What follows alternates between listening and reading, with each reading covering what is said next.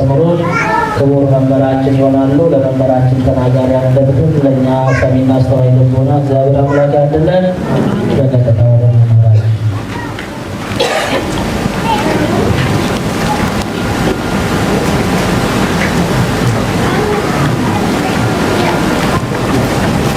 ክቡር አባታችን መላከ ብስራት ቆሞስ አባ ሙሴ ገብረ ጻድቅ የዚህ ታላቅ ዋና አስተዳዳሪ፣ የተከበራችሁ ካህናት አባቶቼ፣ ዲያቆናት ወንድሞቼ፣ እንዲሁም እግዚአብሔር የሚወዳቸውና እግዚአብሔርን የምትወዱ ምዕመናን ወምዕመናት፣ እናቶች፣ አባቶች፣ እህቶች፣ ወንድሞች፣ የሰንበት ትምህርት ቤት ዘማሪያን ሕፃናትን ጭምር ፍቅሩን እስከ መቃብር ድረስ በገለጠልን በአንድ ልጁ በኢየሱስ ክርስቶስ ሰላምታ ሰላም እላችኋለሁ። እንደምን አደራችሁ?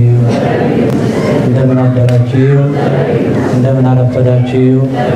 አሜን። እግዚአብሔር አምላካችን በልዩ ፍቅሩ ጠብቆ ከተበተንበት ሰብስቦ ከራቅንበት አቅርቦ በእንዲህ ያለ ሁኔታ ስለሰበሰበን ክብርና ምስጋና ለገናናው ስሙ ይሁን። እናታችን ቅድስት ድንግል ማርያም ክብርና ምስጋና ይድረሳት። ቅዱሳን ሁሉ ጌታቸው ባከበራቸው ልክና መጠን ክብርና ምስጋና ይድረሳቸው። እንደ እግዚአብሔር መልካም ፈቃድ አጠር ባለ ደቂቃ ቃለ ወንጌል የምንሰማበት ሰዓት ላይ ነን ያለ ነው። በቅዳሴው መካከል ከተነበበው አንድ ኃይለ ቃል አንስተን እንነጋገራለን። እርሱም ምንድነው?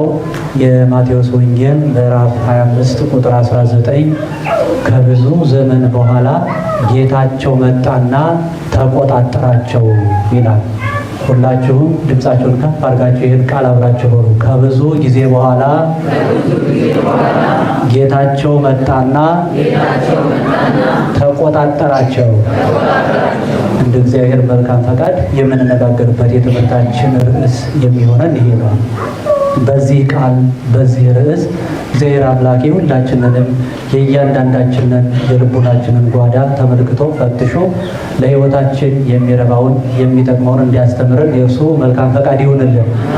እንግዲህ በቅዳሴው መካከል ሲነበብ እንደሰማችሁት የማቴዎስ ወንጌል ምዕራፍ 25 ቁጥር 14 ጀምሮ እስከ 31 ያለው ኃይለ ቃል ነው የተነበበውና የዛሬው ዕለቱ ወይም የዛሬው ሰንበት እንደ ቤተ ክርስቲያን አስተምህሮ እንደ ቅዱስ ያሬድ ስያሜ ገብርኄር ተብሎ ይታወቃል ማለት ነው። ይህም ጌታችን አምላካችን መድኃኒታችን ኢየሱስ ክርስቶስ ስለ ሰው ልጅ ሕይወት ወይም የሰው ልጅ በጸጋውን ማድረግ እንዳለበት በሶስት ነጋዴዎች መስሎ ያስተማረበት ትልቅ የሆነ በሕይወት ላይ ትልቅ ትርጉም ያለው በእያንዳንዳችን ሕይወት ውስጥ ትልቅ የሕይወት መልእክት ያለው ግሩምና ድንቅ የሆነ ምስጢርን ያዘለ ትምህርት ነው። ይሄ ትምህርት ማለት ነው እንግዲህ እንደው አጠር ለማድረግ ምዕራፍ 14 ይጀምርና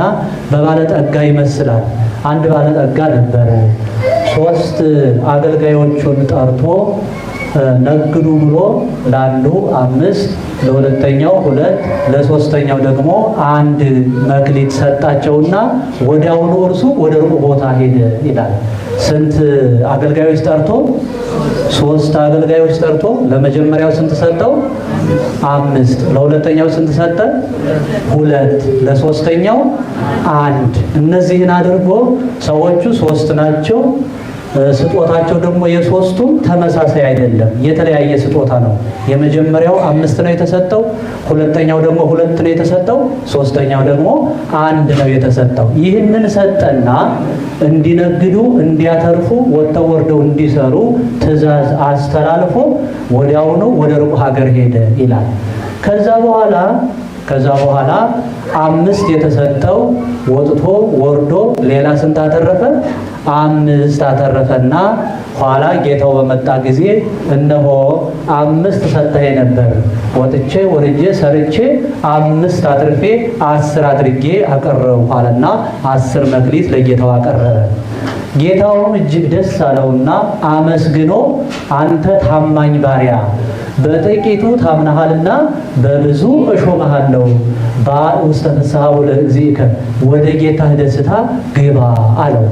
ሁለተኛውም ደግሞ ቀረበና ወደ ጌታው አንተ ወደ ሩቅ ቦታ ከመሄድ በፊት 2 መክሊት ሰጠኸኝ ነበር። ስለዚህ የሰጠኸኝ ደግሞ ወጥቼ ወርጄ እንዲሰራበት ስለሆነ ወጥቼ ወርጄ ሰርቼ ሌላ 2 አትርፌያለሁ አለና 4 አድርጎ በጌታው ፊት አቀረበ። አሁን የመጀመሪያውም 5 አትርፎ 10 አድርጎ ያመጣው 2 አትርፎ 4 አድርጎ ያመጣው ተመሳሳይ የሆነ ስጦታን የተቀበሉት ወይም ተመሳሳይ የሆነ ምስጋናን ያገኙት በጌታቸው ዘንድ። ሁለተኛውንም አንተም በጥቂቱ የታመንህ አገልጋይ በብዙ ሾምሃለሁ፣ ወደ ጌታ ደስታ ግባ አለው።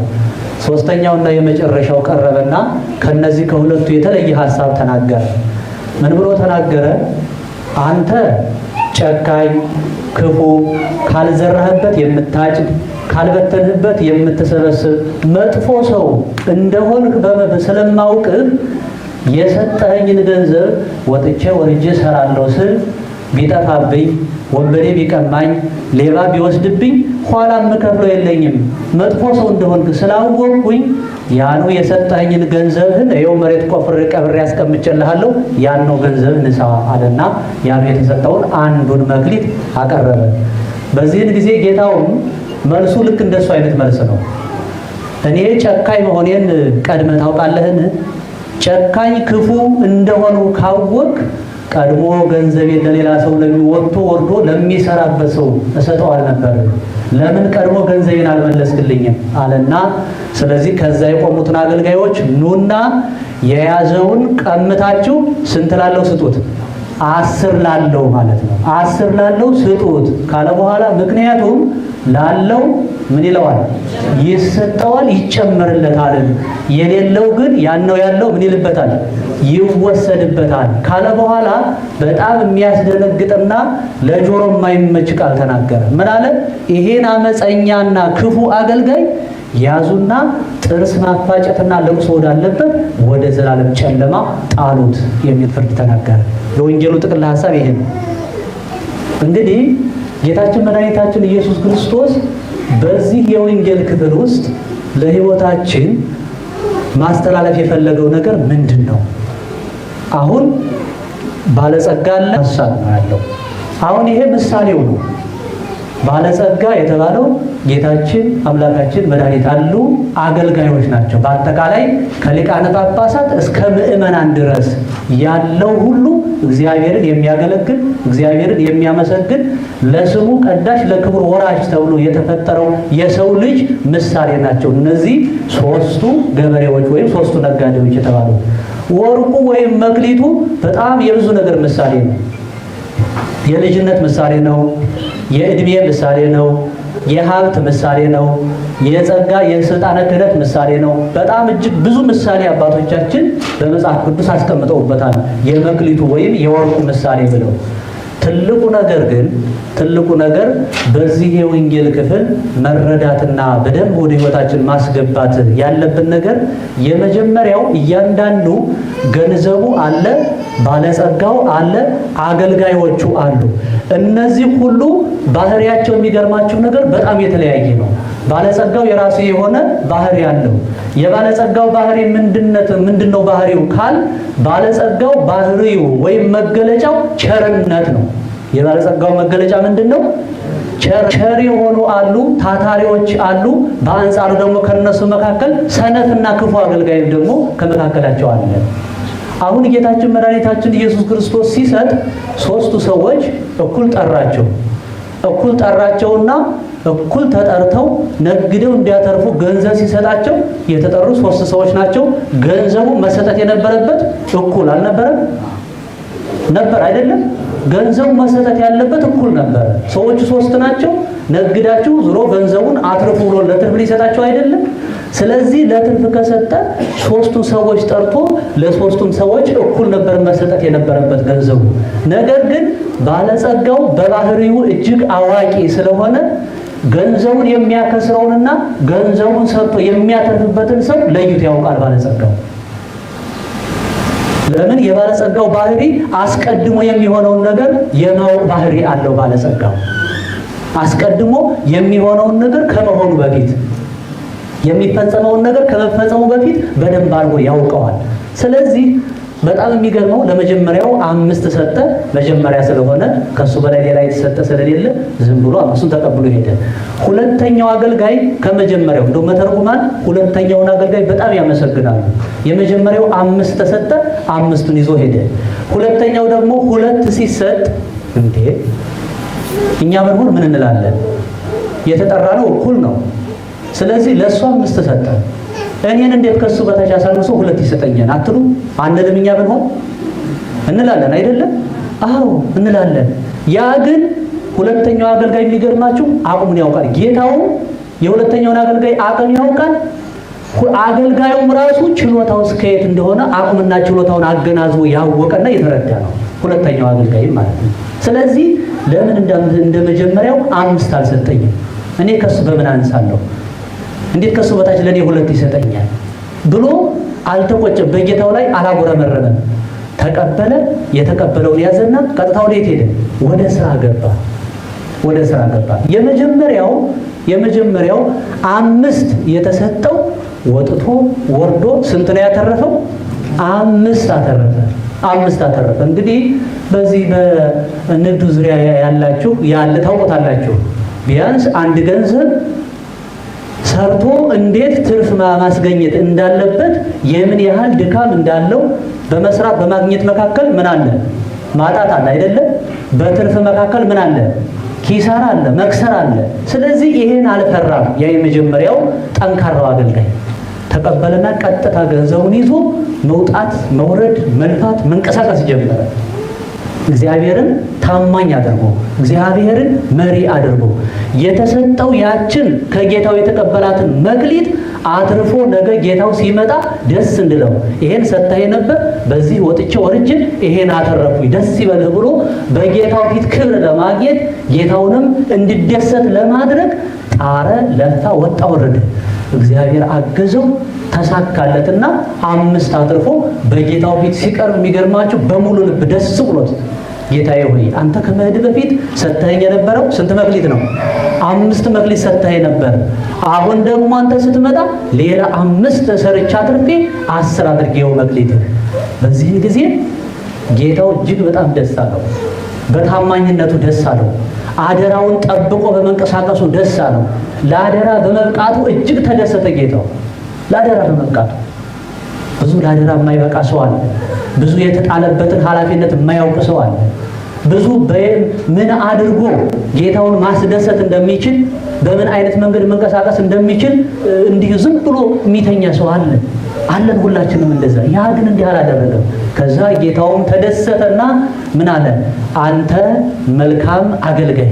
እስኪ በሉ አንተ መልካም አገልጋይ። በጌታው ዘንድ በእንዲህ አይነት ስም መጠራት ከእውነት በጣም ደስ ይላል። አንተ መልካም አገልጋይ፣ አንተ መልካም አገልጋይ። ስለዚህ አንተ በጥቂቱ ታምነሃልና አለ። በምን ታምነሃልና? በጥቂቱ። ያቺ የሰጣት 5ቷ መክሊት የሚገርማችሁ ነገር ለአገልጋዮቹ ብዙ ናት፣ ለባለጸጋው ግን በጣም ትንሽ ናት ያቺ ስጦታ። ነገር ግን ከዛ አንፃር ነው በጥቂቱ ታምነሃልና በምን ሾመሃለሁ? በብዙ ሾመሃለሁ። በጥቂቱ መታመን በብዙ ለመሾም መንደርደሪያ ነው ወይም መሰላል ነው። በጥቂቱ ነገር የታመነ ሰው ዛሬ ሁላችንም እያንዳንዳችን የምናደርገው ነገር ነው አይደለም? እያንዳንዳችሁ መቼም እዚህ ያላችሁ ሁላችሁም ጓደኛችሁ በጥቂቱ ነገር ከታመነ በትንሹ ነገር የምታምኑት ከሆነ እንደው ሰው አውቆ እንኳን ለፈተና ብሎ እስኪ ይሄን ካለች ወይም ይሄን ካደረገ ምንም አይረባም ወይም አትረባም፣ ስለዚህ እስኪ ይሄን እንየው ተብሎ የሚፈተን ሰው አለ። እንፈተናለን እኮ እኛ ሰው። በዛ ነገር ግን ምንም አይነት እንከን ሳናገኝ ምንም አይነት ነቀፌታ ሳይኖር ታማኝ ሆኖ ካገኘ ነው ከዛ በኋላ እኛ ራሳችን አሳልፈን እንሰጣለን። በጥቂቱ ከታመነ ማለት ነው። ጌታውም ይሄን ነው ያለው፣ በጥቂቱ ታምነሃልና በብዙ ሾመሃለሁ። ወደ ማን ደስታ ገባ? ወደ ማን ደስታ ገባ? ወደ ጌታህ ደስታ። ወደ ጌታህ ደስታ ገባ። የጌታ ደስታ ምንድን ነው? የጌታው ደስታ ምንድን ነው ከተባለ የዘላለም ሕይወት ተስፋ የምናደርጋትን መንግስት ምን ማለት መውረስ። ወደ ጌታ ደስታ ግባ ማለት ያ ነው። ፍጹም ደስታ የጌታ ደስታ ትባላለች መንግስተ ሰማያት ወይም የዘላለም ሕይወት የጌታ ደስታ ትባላለች። በደስታ ወደምትኖርበት ያን ገንዘብ ለማትረፍ ሲወጣ ሲወርድ ሲደክም ላቡ ጠብ እስከሚል ሲንከራተት ነበር። ፀሐይ ሲመታ ነበር። አቀበቱን ሲወጣ ቁልቁለቱን ሲወርድ ነበር። አሁን ግን ይሄን አድርገሃል። በዚህ የደከመው ድካም ያችን በሰማይ ያለውን የጌታን ቤት የምትገዛባትና የምትወርስበት ሁናሃለች። ስለዚህ ድካም፣ ልፋት፣ እንግልት ወደሌለበት ወደ ማን ደስታ ግባ? ወደ ጌታ ደስታ ግባ በሉ እስኪ። አዎ ሁላችንንም ይህን ቃል ያሰማል።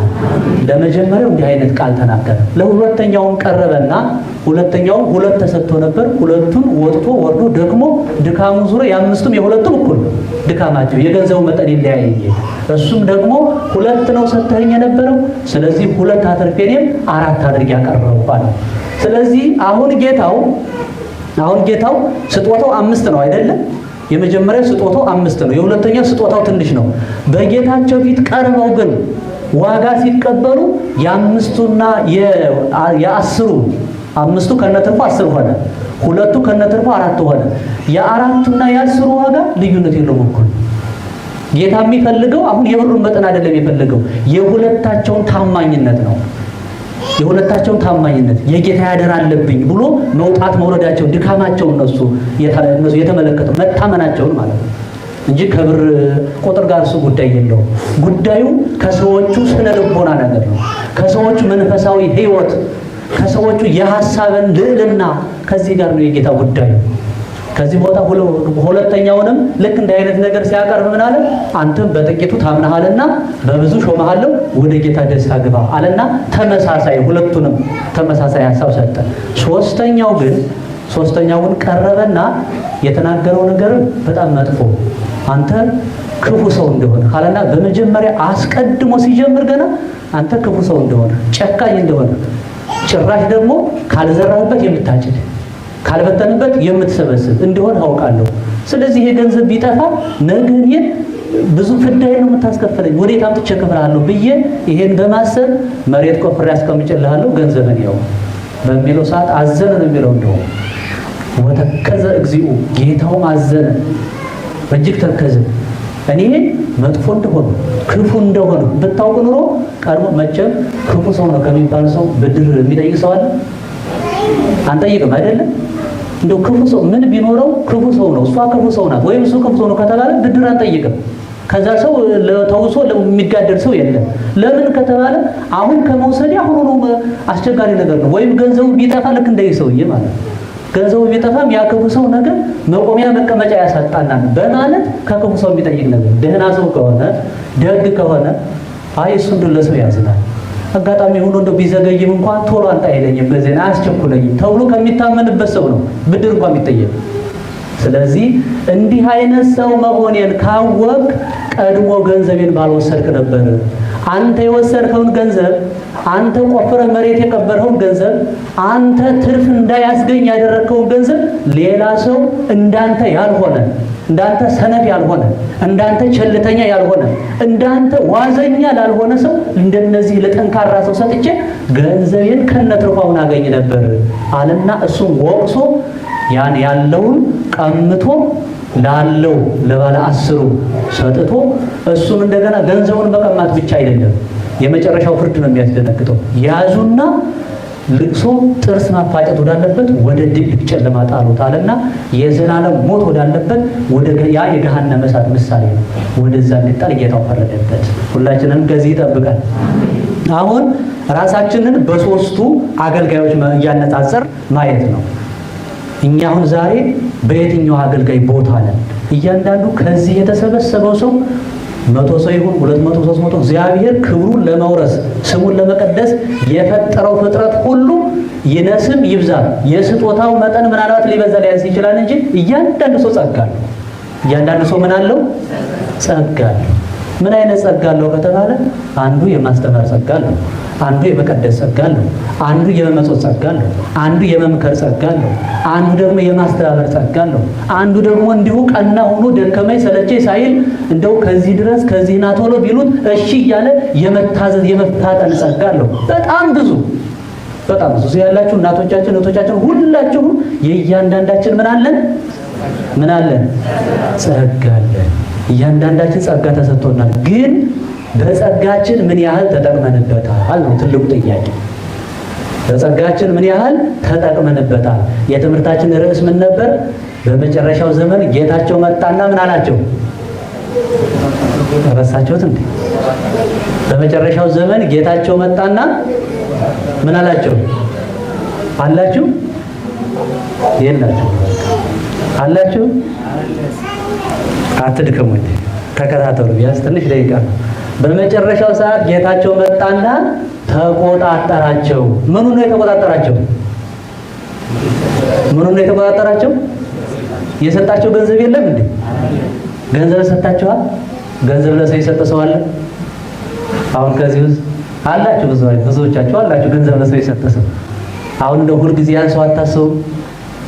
ጌታ ለዛ እኮ ነው ሀብሃሎ መዝገብክሙ ይሄሉ ልብክሙ፣ ገንዘባችሁ ባለበት በዛ ምናችሁ አለ? ልባችሁ አለ። ሁል ጊዜ አታስቡ። የሰጣችሁትን ገንዘብ እስከዚህ ቀን ብዬው ነበር ብሎኝ ነበር የሰጠሁት። ይሄ ቀን እኮ አለፈ። ይሄ ሰው ምን ትታው ነው እንደ ረስታው ነው አትሉም? አንልም? እንላለን እንጠይቃለን። ለዛ ነው ከብዙ ጊዜ በኋላ ጌታቸው መጣና ምን አላቸው? ተቆጣጠራቸው።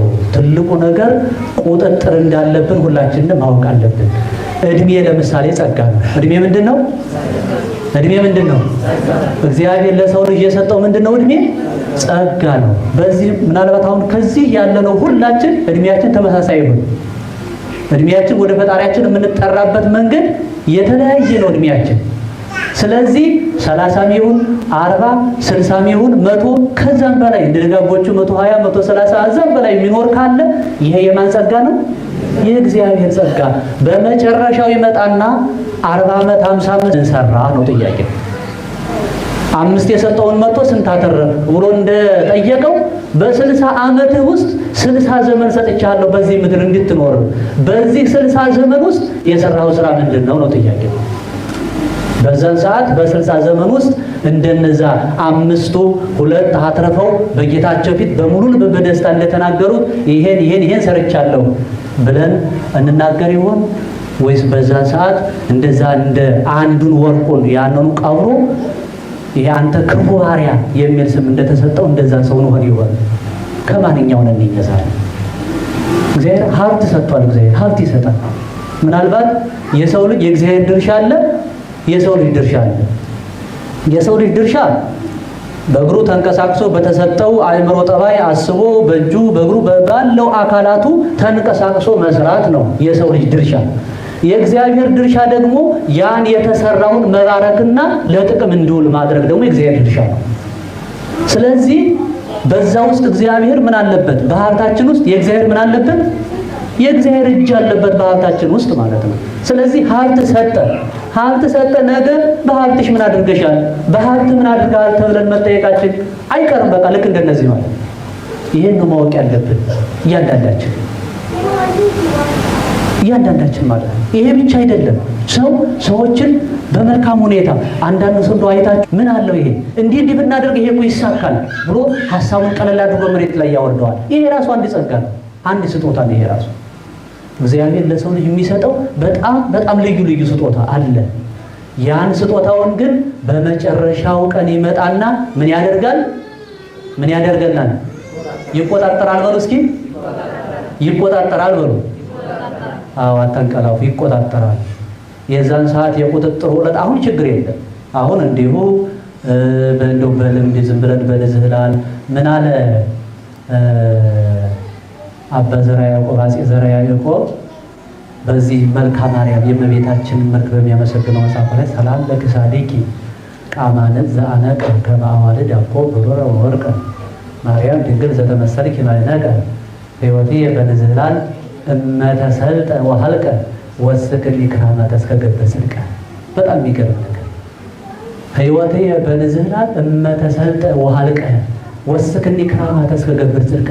እንደው ሕይወቴ ከንቱን ነገር በመስራት አለል ዘነል እያለ በከንቱ በእንዝላልነት አልቋንና ወስክኒ ክራማተ እስከ ገበ ጽድቀ፣ ጽድቅን እስከምሰራ ድረስ ትንሽ ዕድሜን አበድሪ እያለ እመቤታችን ቅድስት ድንግል ማርያምን ይማጸናታል። አንዳንድ ጊዜ የሚገርማችሁ ነገር አሁን ላይ ምንም አይመስልንም። አሁን ላይ እንዲሁ እንደፈለግን እየሮጥን እንደፈለግን እየበላን እንደፈለግን እየጠጣን እንደፈለግን በፈለግነው መንገድ እየሄድን ሄደን የሆነ ቦታ ላይ ስንደርስ እግዚአብሔር ህሊናችንን ይመልስልና የዛን ሰዓት ብርድ ማለት ይጀምራል።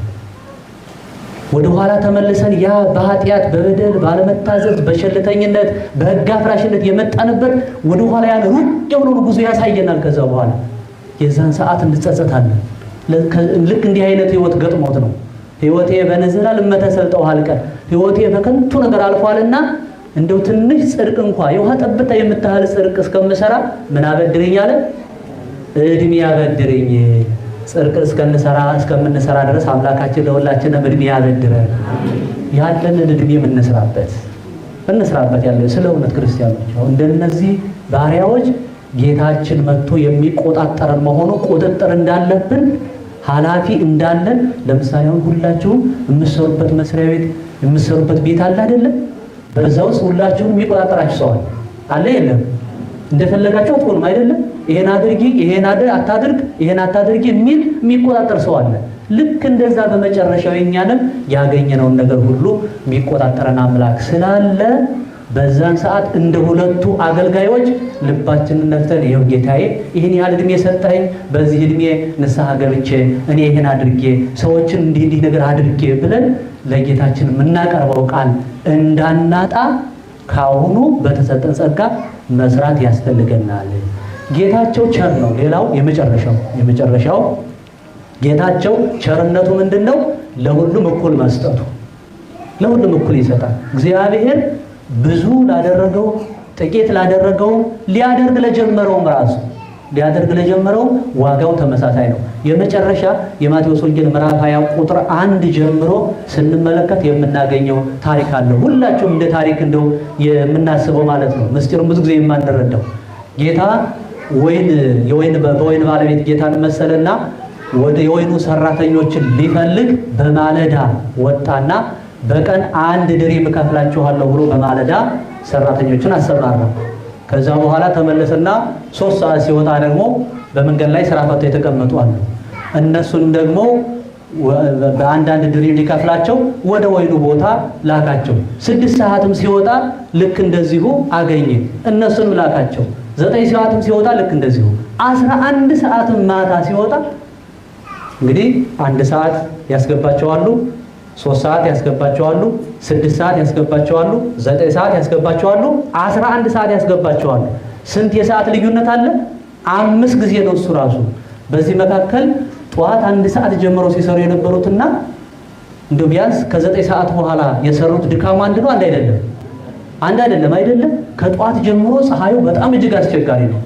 ስለዚህ 11 ሰዓት የገቡት ደግሞ ከነዛ ፀሐዩ በደንብ ከበረደ በኋላ ሙቀቱ ከጠፋ በኋላ የቱንም ያህል ላይሰሩ ይችላሉ፣ ከዛ በኋላ ባለው ሰዓት ማለት ነው። ኋላ ግን ዋጋቸውን ሲቀበሉ አገልጋዩና አለና መጨረሻ ከገቡት 11 ሰዓት ከገቡት ጀምረው ዋጋቸውን ክፈል። ተመልከቱ፣ ዋጋ መክፈል ሲጀመር ጠዋት 1 ሰዓት ከገቡት አይደለም ዋጋ መክፈል የተጀመረው። መቼ ከገቡት ነው? 11 ሰዓት ከገቡት ጀምረው ዋጋቸውን ስጥ አለው። እሱ ተስማምቶ ጠዋት ያሰማራው በስንት ድሪም ነው? በ1 ድሪም ወይም በ1 ድርሃም ማለት ነው። በ1 ድርሃም። ከዛ 11 ሰዓት የገቡት 1 ድርሃም ተቀበሉ። ከዛ 9 ሰዓት የገቡት 6 ሰዓት የገቡት 3 ሰዓት የገቡት ሂሳብ መስራት ጀመሩ። እንዴ አሁን 11 ሰዓት የገቡት 1 ድርሃም ከሰጣቸውማ 9 ሰዓት ለገቡት 6 ሰዓት ለገባ ነው 3 ሰዓት ለገቡት ጨምሮ ሊሰጠን ነው አሉና እነሱ ሂሳብ መስራት ጀመሩ። ባለ 9 ሰዓት የገባው ሲሄድም 1 ድርሃም፣ 6 ሰዓት የገባው ሲሄድም 1 ድርሃም፣ 3 ሰዓት የገባው ሲሄድ 1 ድርሃም። ከዛ ከተቀበሉ በኋላ እነሱ በጌታው ላይ ማጉረምረም ጀመሩ። እንዴት እነዚህ 11 ሰዓት ገብተው 1 ድርሃም፣ እኛ 1 ሰዓት ጀምሮ ፀሐይ አናታችንን ሲያፈርሰን ሆኖ 1 ድርሃም እንዴት እንዲህ ያደርገናል? ከዛ በኋላ ወዳጄ ሆይ አልበደልሁህም። ምን አላልሁህም? አልበደልሁህም። በገንዘቤ የወደድኩትን አደርግ ዘንድ ስልጣን የለኝምን ብሎ ባለጸጋው ተናገረ። እነሱ የተዋዋሉት በስንት ድርሃም ነው? በ1 ድርሃም። ስንት ድርሃም አግኝተዋል? 1 ድርሃም። አልቀረባቸው። ጧቱንም በ1 ድርሃም ተዋዋሉኋቸው፣ አሁንም 1 ድርሃም ሰጠኋቸው። ስለዚህ ምን አደረኩኝ? እንደውም መጨረሻ ላይ ምን አለ? ዓይንከ ኑሃማሚ፣ ዓይንህ ምቀኛ ነውን? በነገራችን ላይ የሚገርማችሁ የማይሰራ ሰው ማለት ነው። የማይሰራ ሰው ይሄ ገብረ ሐካይ፣ እነዚህ ገብርኄር፣ ገብረ ምእመን፣ ገብረ ሐካይ 3 ሰዎች ናቸው እነዚህ። የመጀመሪያው ገብርኄር ቸር አገልጋይ፣ ገብረ ምእመን ታማኝ አገልጋይ፣ ገብረ ሐካይ ክፉ አገልጋይ። እነዚህ ተብሎ 3ቱ ሰዎች ዛሬ የሚታሰቡት ማለት ነው። ስለዚህ ክፉ ሰው ከመስራቱ አስቀድሞ ሰነፍ፣ ክፉ እንዲህ አይነት ሰው ምንድነው ከትርፉ አስቀድሞ ኪሳራው ነው የሚታየው። አስቀድሞ ገና ስራ ሲጀምር እንዲህ ቢሆንሳ የሚል ነገር ከጎኑ ያስቀምጣል። ሰው ወደ ስራ ሲገባ ይሄ ቢሆንሳ ብሎ አይደለም መግባት ያለበት፣ እግዚአብሔርን ቀዳሚ አድርጎ ያሳካዋል እግዚአብሔር ብሎ መግባት እንዳለበት ነው የወንጌሉ ክፍል። ከዛ ክርስቶስ ምን አለ? አይን ከኑ ሐማሚ አይን ምቀኛ ነውን? በአንድ ድሪም ተስማምቼ ልኪያችኋለሁ፣ አስገብቻችኋለሁ፣ አንዳንድ ድሪም ሰጠኋችሁ፣ አላጎደልሁባችሁ። ለምን እነሱ አገኙ ነው አለ። ክፉ ሰው ወይም ሰነፍ ሰው ወይም ምቀኛ ሰው እሱ በማጣቱ ሳይሆን የሚናደደውና የሚቆጨው ሌላ ሰው በማግኘቱ ነው። የሚገርመው ነገር የክፉ ሰው መገለጫው ይሄ ነው። እሱ በማጣቱ አይደለም የሚቆጨው፣ ሌላ ሰው በማግኘቱ፣ እሱ የተሻለ ስራ ላይ ባለመሆኑ አይደለም፣ ሌላ ሰው የተሻለ ቦታ ላይ በመድረሱ በዚህ ራሱ ይቆጫል። ይሄ የክፉ ሰውና የመጥፎ ሰው መገለጫ ነው። ስለዚህ እንዲህ አይነት አስተሳሰብ ከዚህ ከገብረ ሐካይ አስተሳሰብ ሁላችንንም እግዚአብሔር ይጠብቀን። በመጨረሻው ዘመን ጌታችን እንደሚመጣ በተሰጠን መክሊት በተሰጠን ጸጋ እንደሚቆጣጠረን አውቀን ኃላፊነታችንን ጸጋችንን አውቀን ሁላችንም በጸጋችን የበኩላችንን እንድንወጣ እግዚአብሔር አምላክ ይርዳን። ይቆየን። በመምህራችን ላይ ያለው ያስተማረን የመከረን የአባቶቻችን አምላክ ወልዳለ ስሙ የተመሰገነና የተከበረ ይሁን። ላስተማሩን ለመምህራችን ቃለ ሕይወትን ያሰማልን፣ ቃለ ሕይወትን ያሰማልን፣ ቃለ ሕይወትን ያሰማልን። የማታልፈው ርስተ ገነት መንግሥተ ሰማያትን ያዋርስልን።